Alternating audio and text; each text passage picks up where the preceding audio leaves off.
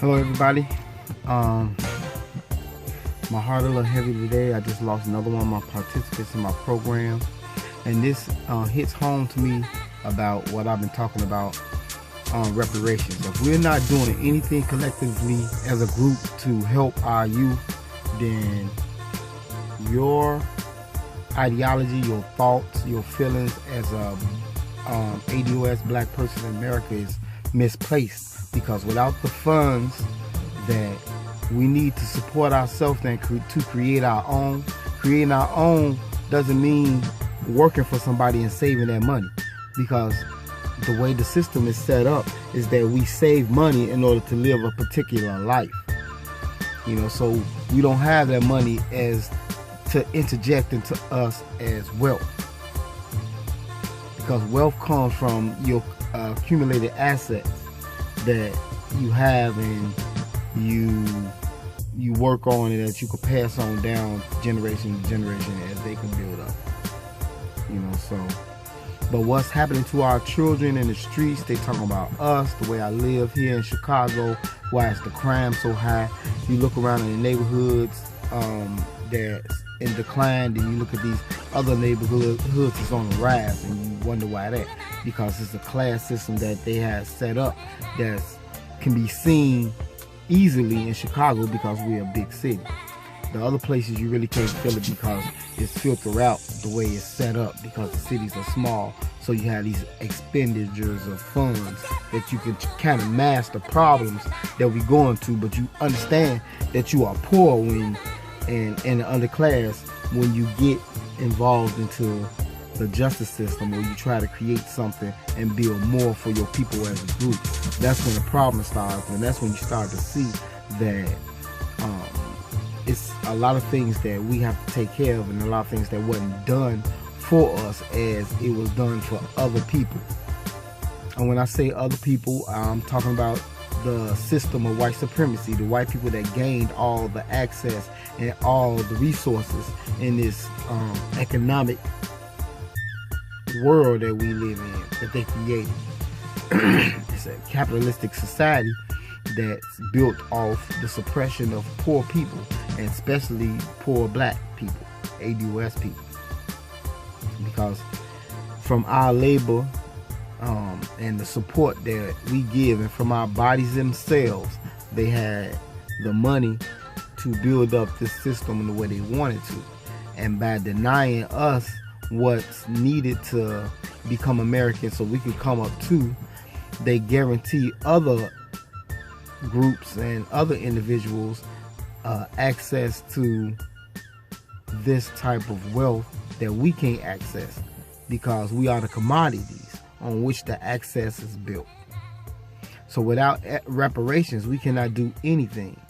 You may get a certain people to come out and they become an anomaly or break the mold, but other than that, it's not doing anything for the group. Your questions and your thoughts and your aspirations should always be focused on the group. I'm doing well, but on this block, are we doing well?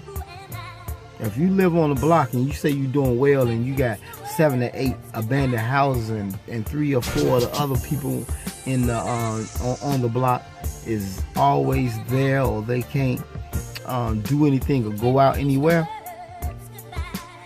that's a sign of saying that they're using their money just to live the existence of being in America.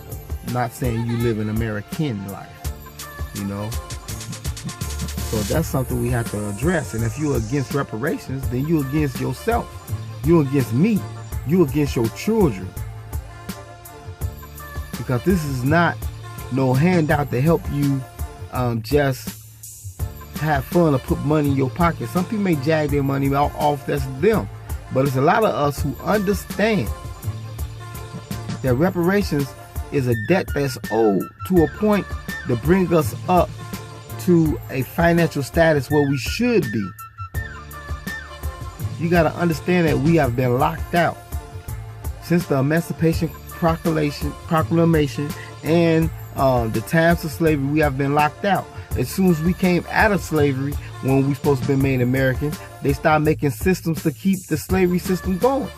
That's why they wrote the 13th, 14th, and 15th Amendment is problematic.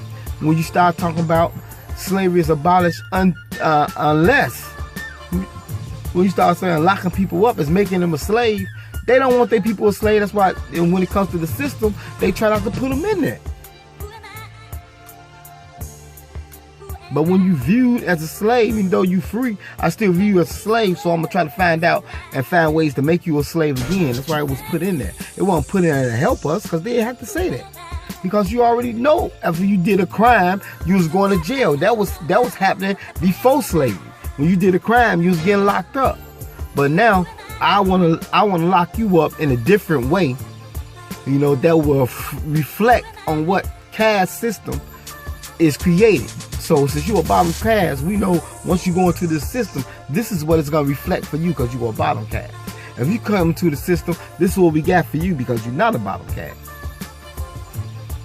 And the only thing that's going to fix that is reparations, because we need to have that money interjected in our life so we can collectively have the money to do what we need for ourselves. A lot of people, or a lot of us, think that we can go buy certain things and have builders, have property, and then we straight, our family gonna be straight. No. At any time they can come and say, you know what, we're gonna raise these taxes up on you. Or like they're doing right now, we're gonna gentrify this. I know it's only worth $150,000, but since we coming over here, it's worth $300,000. So your taxes gonna go up. Oh yeah, it's gonna go up more than what you can afford. Because you don't control the area or the land to make these type of decisions. And when you try to make these type of decisions, all they do is get other people that look like you to talk against you. That's why you got to find out whether you ADOS or not. And if you look like me and talk against me and you ADOS, then you got a mental problem, and I need to handle you accordingly. Because it doesn't make sense for you to say you don't need money. If I ask anybody or any individual on the street, do you need some money? They're going to say, yeah. And if I say, if somebody took money from your mother and you know where that money at, and you know if you get the money, you can use it, would you go get it? They're going to say, yeah. But if I say you think we need reparations, you know, to make us whole so we be able to collectively do something as a group, and you say no, that means you got a mental problem. Or maybe some type of spiritual problem, emotional problem, or could be all three. But we have to get our stuff together as people. Ain't no way every black person that's ADOS is not hollering reparations. DACA, no reparations. Free Clay, the Air Act, no reparations. More money or funds for war, no reparations. We have to think about ourselves first. Our children are being preyed upon. We are being used. They giving us all these inoculations. They giving you the worst food. They depriving your neighborhoods. The tax system is not for us, and they doing everything possible to keep us as this lower class, because we don't have that financial anchor to uplift us. Because if you make a company, and no matter what that company is, say you go get a part of Nike, all you're gonna do is you're gonna be a part of the business. You're not gonna be the owner, you know, because you got 10%. You can't call shots, and all they gotta do is lock you out. Because now it's 90% of them is 10, and it's 10% for you. So us 90 gonna make this decision. Oh, and we're gonna come take your shares. We had you long enough. We're gonna give it to somebody else. You don't think that can happen? Because you're not up here. You down here.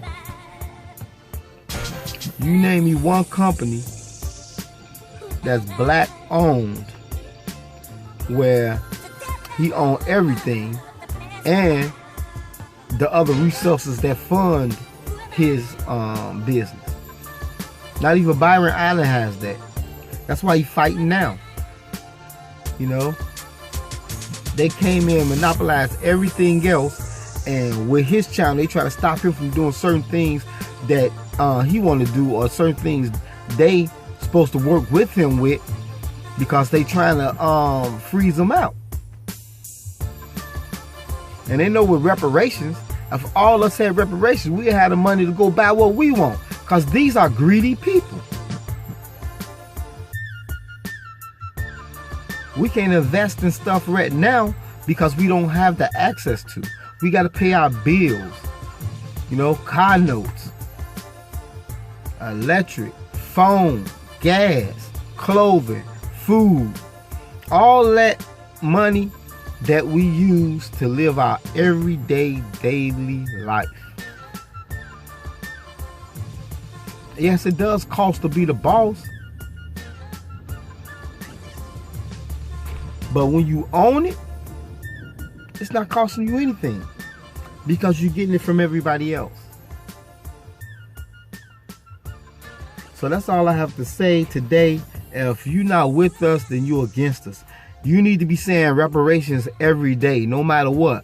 When they out there and you see these people on the trying to get you to vote for them, and they just talking about everything else and making up all these crazy ideas and yelling about HR 40, tell them reparations. All you gotta do is cut the check and pay it, and this world will be a better place, starting with America.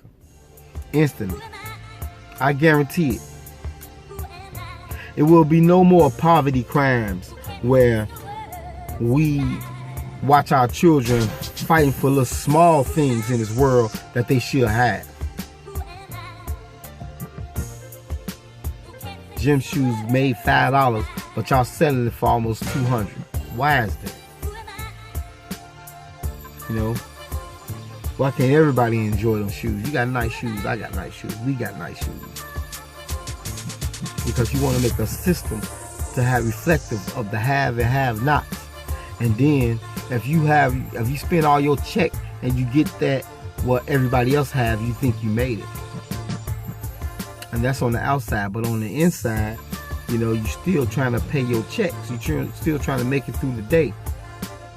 And so if you're still trying to make it, and you still got to live check for check, and if you lose your job, everything is gone, and you barely got savings, then you down here with us. You that bottom cash, and you got to get out. And if you're not on board with reparations now because the iron is hot now, don't get on it later then and talk about, man, woo, I'm glad everything panned out. I'm not scared to show my face. I'm not scared to talk about what needs to be talked about. Our children, us, our financial state, how this country has been doing us. You put all that out there because that's what they owe to fix us. They made this system, they made these institutions. They don't protect us like they're supposed to. Government supposed to protect you from people who are predators to your lifestyle or being American. When we need money, we can't even get money from the banks that we have money into. And then we fall prey to these predatory lenders. Go there, you borrow $1,000, but you got to pay them $2,500 back. That shit is not fair. And the reason he had to borrow $1,000 because he was probably about to lose something and needed to stay afloat.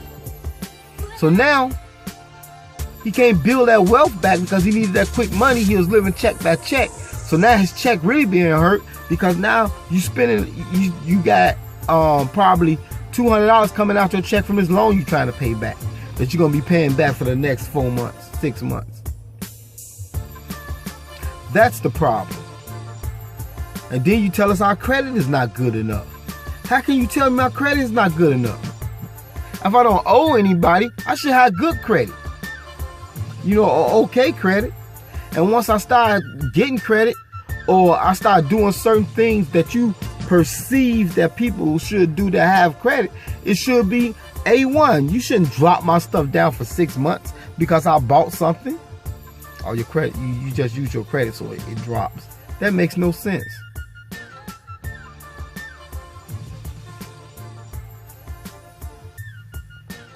But once again, family, we need to start calling these people out who's not for us.